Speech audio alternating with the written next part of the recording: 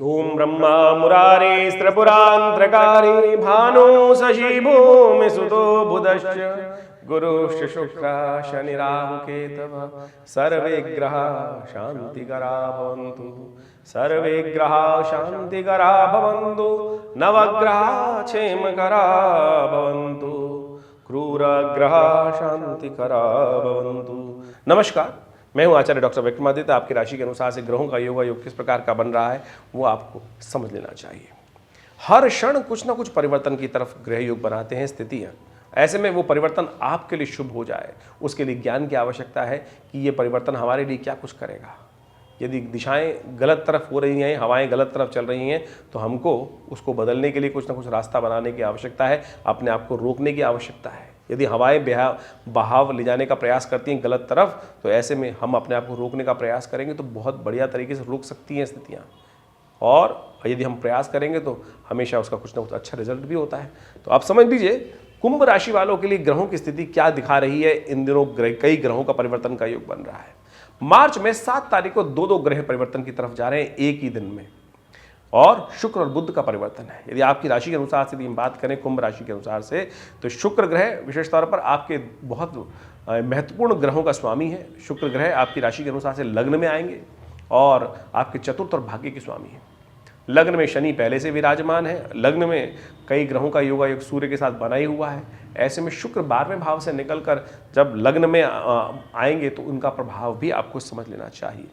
ये ग्रह विशेष तौर पर ध्यान रखने की ज़रूरत है। शारीरिक तौर पर कुछ स्वास्थ्य के दृष्टिकोण से दिक्कत देने के योग बना सकता है, तो ऐसे में ध्यान रखने की ज़रूरत है। शारीरिक तौर पर शरीर का देखिए, कहा शास्त्र कहता है ना, शरीर माध्यम खलु धर्म साधनम। शरीर सब प्रकार से रक्षा करने का हमें यथाउचित भाव से प्रयास करना चाहिए। शरीर माध्यम खलु धर्म साधनम। इस संसार के समस्त धर्मों का प्रतिपादन करने के लिए शरीर ही माध्यम है, इसलिए इस शरीर की येन केन प्रकारेण किसी प्रकार भी हमको रक्षा करने का प्रयास करना चाहिए। शुक्र आपकी राशि के अनुसार से जो परिवर्तन करने का रास्ता बनाएगा वो 12वें भाव से निकलकर लग्न में आएगा, और ये विशेष तौर पर सबसे पहला काम स्वास्थ्य का ध्यान रखने की ज़रूरत है। स्वास्थ्य का ध्यान रखकर बहुत बढ़िया तरीके से आप लाभ की स्थिति बना सकते हैं, ध्यान की चीज़ें कर सकते हैं। स्वास्थ्य के निमित्त क्या किया जाए इस वक्त? सरसों का दान गाय को खिला दीजिए। गाय को जौ या सरसों, सतनाजा कुछ भी दान करने का प्रयास कीजिए, बहुत सुंदर रहेगा। ऐसे में कन्यादान, गरीब कन्या के विवाह के लिए भी यदि आप कुछ प्रयोग करें तो आपकी राशि के अनुसार से बड़ा सुंदर लाभ आपको प्राप्ति करने के योग बना सकते हैं। तो ध्यान रखते हुए ये सारे उपाय हमने आपको बता दिए हैं, बहुत सुंदर उपाय हैं। सरसों थोड़ा सा विशेष तौर पर भिगो लीजिए या सरसों की खल ले लीजिए, गाय को डाल दीजिए। थोड़ा सा जौ पानी में भिगोकर गाय को खिला दीजिए, जितनी आपकी सामर्थ्य हो। अब ये नहीं है ना, क्वांटिटी तो नहीं, लेकिन जितनी आपकी सामर्थ्य, जितनी आपकी इच्छा है, जितना स्वभाव है, उतना आप करने का प्रयास कीजिए। इससे भाग्य भी जागेगा, इससे स्वास्थ्य भी ठीक कर रहेगा, और कई प्रकार की समस्याओं को भी निजात प्राप्ति करने के लिए रास्ता बन सकता है। इन प्रकार से बहुत सुंदर तरीके से आपके लिए ये उपाय बताया है, जो इसको आप करने का प्रयास कीजिए। इससे आपके लिए बहुत अच्छे योग बन सकते हैं। ध्यान रखिए, ग्रह और बुध भी परिवर्तन की तरफ जा रहा है 7 तारीख को ही। शुक्र का परिवर्तन जो हो रहा है, ये हो रहा है 7 तारीख को 10:45 पर, और 31 तारीख तक शुक्र यहाँ रहने वाला है। इसके लिए हमने आपको बताया क्या कुछ प्रभाव उत्पन्न करने के योग देगा। इसके साथ साथ बुध भी 7 तारीख को ही परिवर्तन करने के योग बना रहे हैं मीन राशि में। यानी मीन राशि में आपकी राशि के अनुसार से यदि हम बात करें तो बुध जो है वो आपकी राशि के अनुसार से वो पंचम के और खासतौर पर अष्टम भाव के मालिक हैं। पंचम यानी बुद्धि का स्वामी, विद्या का स्वामी, और ऐसे में इसका जो परिवर्तन होने जा रहा है ये विशेष तौर पर ग्रह के दृष्टिकोण से आपके लिए धन दौलत के लिए तो अच्छा है। द्वितीय भाव में बुध जा रहे हैं, लेकिन थोड़ी कमजोर अवस्था में, बस यही ध्यान रखना है। लेकिन घर वालों के लिए विशेष तौर पे आपके बुजुर्ग जो घर में हैं, माता पिता जो हैं, उनके लिए थोड़ा सा ध्यान रखने की ज़रूरत है। उनके लिए थोड़े से कष्ट उत्पन्न करने के योग, चाहे वो मानसिक तौर पर या शारीरिक तौर पर, उनके स्वास्थ्य का भी ध्यान रखने की आपको विशेष तौर पर ध्यान दिखाई दे रही है। धन दौलत के संबंध में, समृद्धि के संबंध में तो अच्छा आगे बढ़ने के योग बन सकते हैं। थोड़ी जिद को त्यागने का प्रयास कीजिएगा। इन दिनों सूर्य विशेष तौर पर लग्न में चल रहे हैं, एग्रेसिवनेस दे रहे हैं, ध्यान रखिएगा। ये अननेसेसरी क्या होता है कि सबसे बड़ी जो समस्या होती है वचन की होती है, मुख से क्या कुछ निकल जाए। और द्वितीय भाव में बुध का जाना और वो मीन राशि का शीर्ण होकर जाना, कुछ ना कुछ मन जो मुख से जितने अपशब्द निकलेंगे वो कहीं ना कहीं आपके बुध की स्थिति को बिगाड़ सकते हैं। तो ऐसे में आपको थोड़ा ध्यान रखते हुए कार्य करने की ज़रूरत है। ये विशेष तौर पर ध्यान रखेंगे तो बहुत सुंदर तरीके से आपके लिए ग्रहों की शुभ प्रभाव को शुभ बुध जो है वो 7 तारीख को 9:30 जब परिवर्तन करेंगे वो रहेंगे 26 तारीख तक। ऐसे में बुध का जब परिवर्तन हो रहा है तो बुध अस्त अवस्था में है और बुध उदय होंगे 13 मार्च को। तो 13 मार्च से लेकर 26 मार्च तक इन बातों को विशेष तौर पर ध्यान रखने की जरूरत है कि आपके द्वारा किसी का अपमान ना हो, आपके द्वारा मुख के द्वारा कोई अपशब्द ना निकले, आपकी वाणी से कुछ एग्रेसिवनेस ना निकले और बहुत ज्यादा नेगेटिविटी मत पालेगा, क्योंकि मध्य भाग में मार्च में परिवर्तन होकर सूर्य भी परिवर्तित होकर आपकी राशि के अनुसार से द्वितीय भाव में चले जाएंगे। और ये योग जो है बुध का, शुक्र का, राहु के साथ जो योग है ये आपके लिए थोड़ा सा ऐसा भाव उत्पन्न करेगा कि मन जितना नेगेटिव होगा उतने ज्यादा नेगेटिविटी आपके समक्ष आने की शुरू होगी। पॉजिटिव, एक पुरानी कहावत है, रोते हुए जाओगे तो मरोगी खबर लेके आओगे। देख लो भैया, कुंभ राशि वालों विशेष तौर पर नेगेटिविटी मत पालना। संसार आपको तोड़ने का प्रयास करता है बहुत बार, यदि आप उसके हवाओं के साथ बह गए ना तो टूट जाओगे।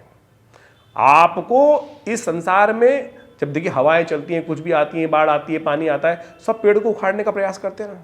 पेड़ यदि अपनी जड़ों को पकड़ के रखे, अपनी जड़ों से मिट्टी को पकड़ के रखे, अपनी को उस प्रकार से उड़ने ना दे, तो आप सब कुछ झेल सकते हो, हर प्रकार के तूफान को झेल सकते हो। लेकिन उसके लिए आपको अपनी शक्ति का उपयोग करने की जरूरत है, सरेंडर करने की जरूरत नहीं है। विपरीत परिस्थितियों के आगे सरेंडर मत होइए, दृढ़ता के साथ खड़े रहिए, कोई आपका कुछ नहीं बिगाड़ सकता। इस बात का ध्यान रखना। ग्रहों के योग जिस प्रकार के हैं वो हमने आपको अवगत कराने का प्रयास किया। छोटे छोटे उपाय हैं, उनको यदि आप करेंगे तो सबसे अच्छा रहेगा। आपकी राशि के अनुसार से इस वक्त जो हमारे को सबसे बढ़िया उपाय देता है, गौ सेवा करें।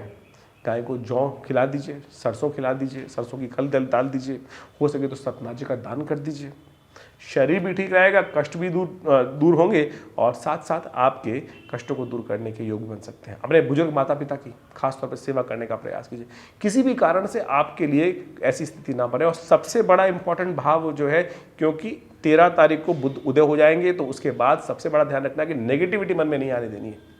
कुछ उपाय करो ना करो, लेकिन नेगेटिविटी एक मन में नहीं आए ना तो सब उपाय अपने आप हो जाएंगे। बस इस बात का ध्यान रखते हुए कार्य करने की जरूरत है। ग्रहों की स्थिति क्या है वो हमने आपको अवगत कराने का प्रयास किया। इसके अलावा भी आपकी राशि के अनुसार से बहुत सारी चीज़ें बन रही हैं, जन्मपत्री के अनुसार से बहुत सारी चीज़ बन रही हैं, उन सबको समझते हुए कार्य करेंगे तो बहुत सुंदर रहेगा। ये तो हमने गोचर का प्रभाव बताया आपकी राशि के अनुसार से। गोचर का प्रभाव तो राशि के हिसाब से समझ में आता है, लेकिन हर व्यक्ति की जन्मपत्री तो अलग है। उसमें महादशाएं, दशाएं, ग्रहों की अवस्थाएं, वो सब चीज़ें देखने को मिलती हैं और उनके अनुसार से परिवर्तन का योग क्या कुछ आपके लिए करेगा। अब ये कई लोग मिसकंसेप्शन कर लेते हैं कि संसार में सबके लिए सेम प्रभाव होगा। नहीं, ये तो कहना बिल्कुल कहीं भी कि सब समस्त मेष राशि वालों के लिए, समस्त वृषभ राशि वालों के लिए एक ही प्रकार का प्रभाव होगा। जो हम मकर राशि का इस वक्त बात कर रहे हैं, हर मकर राशि वालों के लिए हाँ, हवाएं तो उस तरफ चलेंगी। अब आपकी दशा महादशा क्या है, क्या नहीं है, लग्न क्या है, उन सब के ऊपर भी निर्भर बहुत कुछ करता है। तो आप कैसी अवस्था में उस समय में लाभ कितना ले पाएंगे। जैसे सूर्य तो नित्यपति निकलता है, हर व्यक्ति के लिए निकलता है, हर व्यक्ति के लिए निकलता है ना, लेकिन किसी को वो सूर्य सुहाता है और किसी को वो सूर्य कष्ट भी दे सकता है। कोई बीमार व्यक्ति है, कमज़ोर है, उसके लिए सूर्य में जाकर थोड़ी देर बैठेगा तो एनर्जी का योग बन जाएगा। लेकिन किसी को स्किन एलर्जी है और वो सन से एलर्जी है, वो चला जाएगा, तो उसके लिए वो डिपेंड करता है कि आपके अपने पैरामीटर्स क्या है, आप किस समय में जन्म लिए, आपकी जन्मपत्री कहाँ किस प्रकार का इशारा कर रही है। तो ये सब चीज़ें वृहद वर्णन की आवश्यकता है, लेकिन फिर भी गोचर बहुत महत्वपूर्ण है। गोचर के और गोचर के प्रभाव से ही हमने आपके समक्ष ये सारी बातें रखी हैं। इसके अलावा यदि कोई बहुत ज़्यादा इंपॉर्टेंट विषय हो तो आप हमसे संपर्क साध सकते हैं। विवेकानंद योगाश्रम में ये लगातार बहुत सारे शोध कार्य ज्योतिष के संबंध में, अध्यात्म के संबंध में, भारतीय संस्कृति के संबंध में हम लगातार करते रहते हैं। एक बहुत बड़ा हॉस्पिटल है, पूरा प्राकृतिक चिकित्सा का संस्थान है, ये आयुष का हॉस्पिटल है। इसके अलावा विशेष तौर से पराविद्याओं पर शोध कार्य, यज्ञ इत्यादि पर बहुत सारे शोध कार्य, पूजा पे, मंत्रों पर, शब्द विज्ञान पर, विभिन्न प्रकार के शोध कार्य हमने समय समय पर करते रहे हैं। करीब करीब 50 से ऊपर तो ग्रंथों की रचना बहुत प्रकार से हमारे पिछले इस आश्रम की तरफ से की गई है और बहुत सारे शोध कार्य किए गए हैं। यज्ञ विज्ञान पर तो इतना बढ़िया कार्य है कि नित्यपति आश्रम पर 8 घंटे यज्ञ आज भी होता है। आचार्य श्री केशव देव जी महाराज के माध्यम से इनके सानिध्य में यह आश्रम स्थापित हुआ और आज भी उन्हीं की दी हुई शिक्षाओं के अनुसार से, उन्हीं के दिए हुए कार्यों को हम लगातार आगे बढ़ाने का प्रयास कर रहे हैं। चाहे वो मंत्र विज्ञान के संबंध में हो, चाहे वो भारतीय पराविद्याओं के संबंध में हो, ज्योतिष की विद्या के संबंध में हो, ये सब चीज़ें भारतीय हर चीज़ तरह से कैसे हमारे जीवन के लिए उपयोगी बन सकती हैं, इस सब संबंध में हम कार्य कर ही रहे हैं। आप हमारे इस आश्रम से जुड़ सकते हैं। रविवार को बड़ा कार्यक्रम होता है, सुबह 8 बजे से लेकर 10:30 बजे तक नित्य प्रति जो 8 घंटे यज्ञ होता है, उसी का एक भाग रविवार को सब लोगों के लिए सामूहिक तौर पर खोल दिया गया है। आप उसी कार्यक्रम में रविवार को कोई भी आ सकता है, कोई फीस नहीं दी जाती आश्रम की तरफ से। आप उन सब गतिविधियों से जुड़ें। फ़ोन नंबर्स आपके सामने स्क्रीन पर हैं और उनसे जुड़कर आश्रम का से संपर्क साध सकते हैं। आश्रम में हम एक भगवती की दिव्य शिव विग्रह है जो 1947 में मुल्तान से आई, 500 साल पुराना शिव विग्रह भगवती का, चमत्कारी शिव विग्रह। जो चाहते हैं ना चमत्कार देखना, तो उनके सानिध्य में आइए माँ भगवती दुर्गा के लिए। और वो भगवती का शिव विग्रह हमारे आश्रम में प्रतिष्ठित है। उन्हीं के सानिध्य में बहुत सारे उत्सव कार्यक्रम समय समय पर चलते रहते हैं। साल में कम से महीने में कहें कम से कम तो 10-15 तो बड़े कार्यक्रम होते ही हैं। समय समय पर उसको हम अवगत आपको कराने का प्रयास करते हैं। तो आप जुड़िए विवेकानंद योग आश्रम से, आपको लाभ प्राप्त होगा। धन्यवाद।